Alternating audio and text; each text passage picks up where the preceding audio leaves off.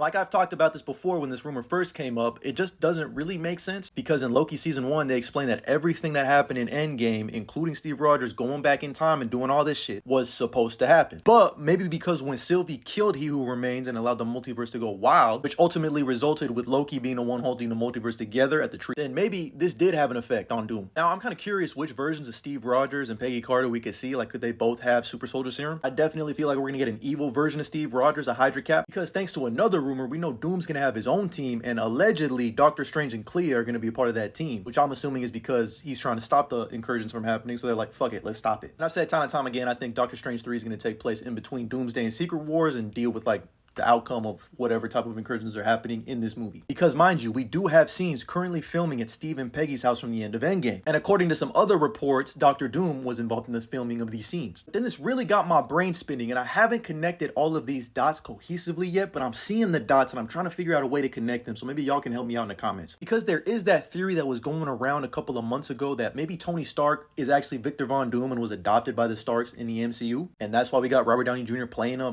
different version of him. If anyone knows who the original theorist was for that, can you please let me know, because I'm not familiar. But with Peggy Carter allegedly having a big role in Avengers Doomsday, I feel like some way, somehow we're going to find out something in the Stark's past, given the fact that, you know, in the Peggy Carter show, she was so attached to Howard. And mind you, remember when everyone thought this was Peggy Carter in the TVA of Loki season 1? There might be some more to that than we all thought. Because currently in the TVA comics, Captain Carter, which I think is like supposed to be a pseudo variant of the actual TVA we see in the MCU, works for the TVA. They even assembled their own little team, including Spider-Gwen and Gambit. So I feel like there's more to this version of Peggy than meets the eyes. I just can't figure it fucking out yet. Now, another theory that I've seen floated around out there is that this version of Dr. Doom we're about to see in Doomsday is actually superior Iron Man, but superior Victor Von Doom from Earth 838, that they're going to retcon the Ultron bots to actually be Doom bots. And the events of Multiverse of Madness caused an incursion with Earth 838, and that's why Doom goes about doing what he does. But I don't know if I like that one at all either. And I started thinking about what the Maker did in Ultimate Invasion for the new Ultimate Universe in the comics. Maybe they're going to take elements from that and adapt that to what He Who Remains originally did. Because remember, he originally had one solid timeline that he saw fit as the Prime MCU timeline that we were originally introduced to in Iron Man. It has been the universe that we have seen up to this point. Because like he says, every step you've taken on this path, I've paved the way. So what if they make it that He Who Remains removed certain heroes from this timeline because he knew they would be able to stand up against him? Mainly Reed Richards and the Fantastic Four, but along with a few others, like the X-Men, etc. Because if you don't know, essentially the Maker makes a new Ultimate Universe, but subtracts some heroes, and then Tony Stark's son decides to get them all back together. It's a big convoluted, it's fire because Ultimate Spider-Man by Jonathan Hickman is peak. And then He Who Remains applied a forget type spell, similar to Doctor Strange's spell at the end of No Way Home. That would explain why Doctor Strange thinks the Fantastic Four charted in the 60s. But why would he be confused about that? In the first Doctor Strange,